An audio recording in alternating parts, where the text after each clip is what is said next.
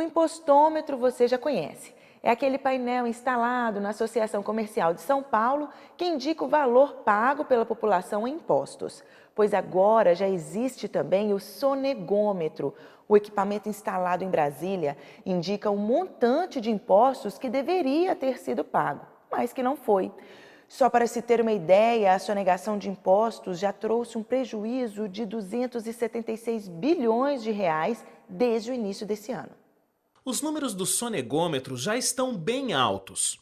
Por volta das 8 da manhã, o painel mostrava que a evasão de impostos já chegava à casa de 276 bilhões de reais.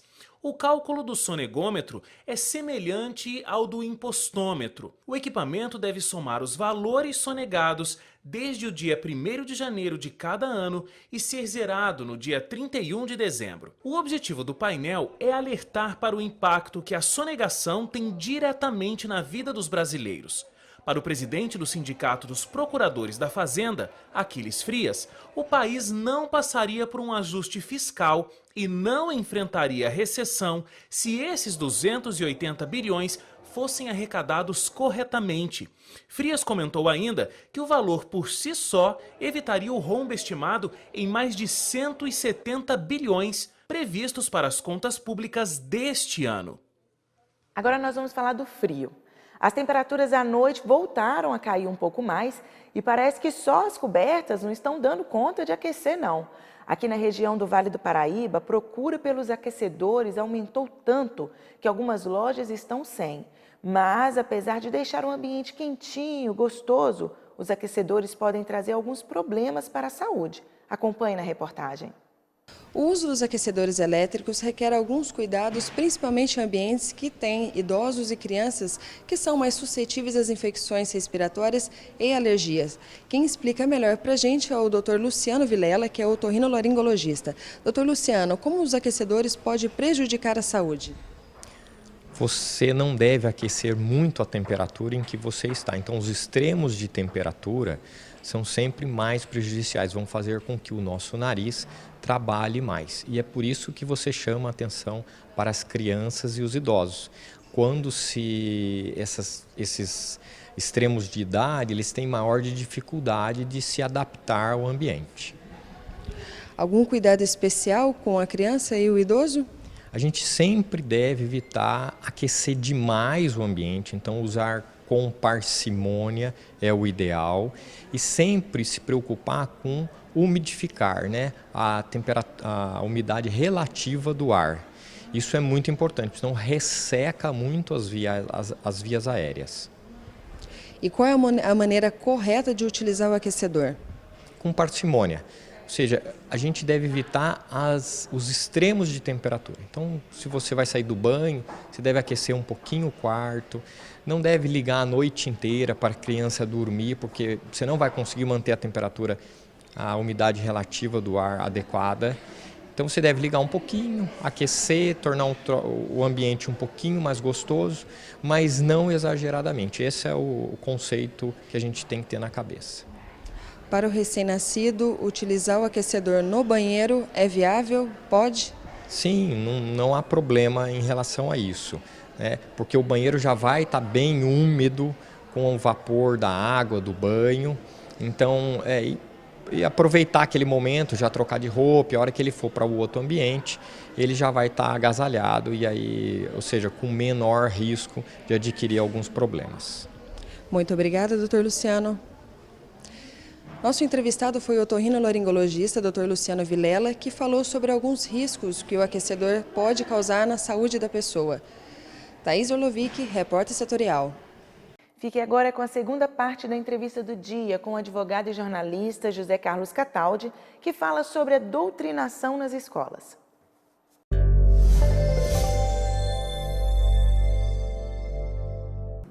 Nosso convidado hoje, o professor Fábio Pereira Mendes, é da diretoria de ensino aqui em Pindamonhangaba e está conversando com a gente sobre essa coisa de doutrinação política e vai falar também sobre a reforma do ensino. Professor, fomos aí no intervalo da entrevista, eu deixei no ar uma pergunta até para o senhor refletir bem, porque é um negócio complexo.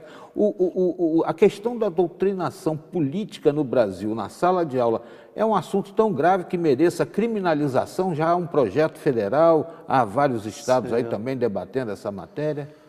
Eu penso que essa questão ela é de ordem técnica, não é? Porque, acima de tudo, os educadores, né, os professores, eles têm que ter sempre em consideração o espaço onde estão, não é? E quando a gente concebe a escola numa república que é democrática, ora, nessa república que é democrática, o currículo ele tem que ser construído na pluralidade, na multiculturalidade, ou na interculturalidade, melhor dizendo, como afirma a professora Vera Candô. Então, creio assim que essa questão é uma questão que o professor, como profissional que é, como especialista dentro da área de conhecimento onde atua, ele é que deve ter esse discernimento, né, para não fazer... se não tiver, professor, se não tiver, o pai pode chegar e questionar a diretoria de ensino, olha, o professor está fazendo a cabeça do meu filho. Certo. Eu acho assim que a escola é o espaço de diálogo. Né? Mesmo porque a nossa LDB ela é muito clara na questão da gestão democrática e participativa. Então a escola, sim, ela deve estar sempre aberta para receber pais, para receber os questionamentos dos próprios alunos, né? Para estar aberta a esse diálogo que deve existir. Porque, volto a dizer, se o conhecimento que é trabalhado em sala de aula ele torna-se dogmático, isso fere preceitos, pressupostos que dão embasamento para todos os documentos que nós temos e que nos orientam na área educacional. Quando eu trato sobre essa questão, estou me referindo aos parâmetros curriculares nacionais, estou me referindo à Lei de Diretrizes e Bases da Educação e à própria Constituição Federal.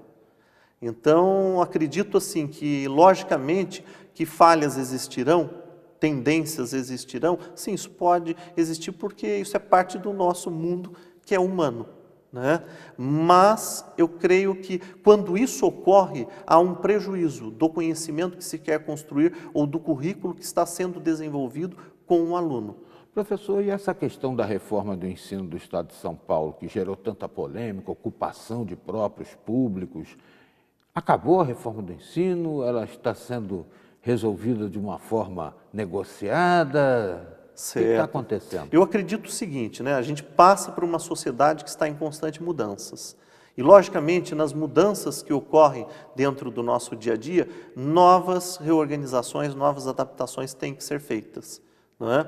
Então, nós temos aí uma reorganização que ocorre na rede pública estadual, que ela está sendo realizada pensando em questões que adentram a aspectos que são culturais, que são econômicos, não é?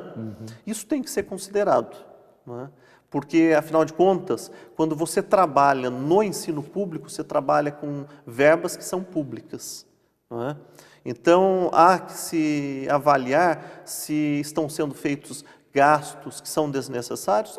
Logicamente. Outros estados estão adotando o mesmo modelo? Eu acredito que isso é um movimento que ele perpassa todo o país, não é? Porque então, a educação por exemplo, do fundamental, digamos, o antigo primário, né? Esse ensino é capacidade do município, né? Isso. E o Estado aqui continua prestando esse tipo de ensino, quando na realidade devia centrar um tanto mais no chamado segundo grau. Certo. Então, não é uma novidade isso, é um aspecto legal até. Legal, sim. Mas a gente tem hoje uma educação que é estadual, que ela está mais centrada na questão dos anos finais do ensino fundamental, não é? E aí eu estou me referindo ao 6º ano, ao 9º ano, não é? O antigo ginásio. Isso, o antigo ginásio. Embora tenhamos ainda escolas na rede que estão trabalhando com os anos iniciais, mas são pouquíssimas, né? Mas nós temos também o trabalho que é feito voltado ao ensino médio, que era o antigo colegial. Né? Clássico, científico? Isso. Normal? Exatamente. Mas eu acho assim que o que é importante a gente pensar? A gente pensar na demanda. Que demandas são essas que nós temos? E, logicamente, eu penso o seguinte, que qualquer mudança, qualquer reorganização que tenha que ser feita, ela deve ser feita de acordo com as demandas. E quando eu falo das demandas, são as demandas da população a qual é oferecido esse serviço, né, a educação. Então, eu acho assim que a gente passou por um momento, né, que foi esse primeiro momento de ocupações de escolas, e ocupações essas que foram feitas pelos próprios alunos, mas eu não vejo de maneira, como eu diria, dramática ou triste esse episódio, muito pelo contrário. Eu acredito assim que o fato de algumas escolas terem sido ocupadas por alunos, né, isso já denota um protagonismo juvenil. E é esse protagonismo que nós esperamos da nossa sociedade atual. Uma sociedade em que ela dialoga com os poderes constituídos. Né? E mais do que isso, ela sinaliza quais são suas carências, quais são suas demandas, quais são suas necessidades. Eu percebo assim que a Secretaria de Educação, ela dialogou com essas questões, ela não deixou de lado, ou ela não tirou a legitimidade de tais práticas, muito pelo contrário. Não é? É uma insistência até da Secretaria, o fortalecimento dos colegiados escolares.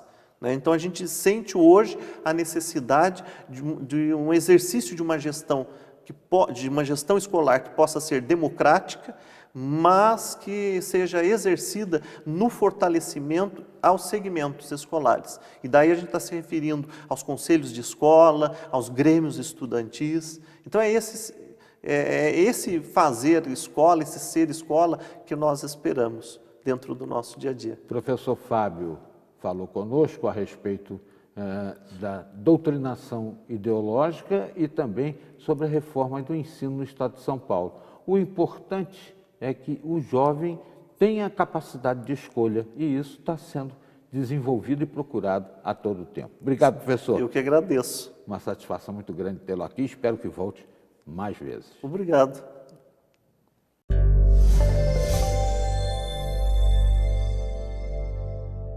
E veja no próximo bloco.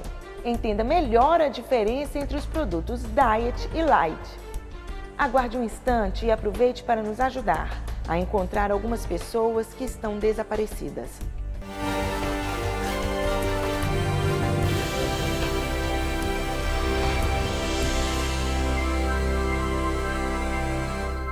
É quase noite. Esta é a avenida que liga o velório ao cemitério.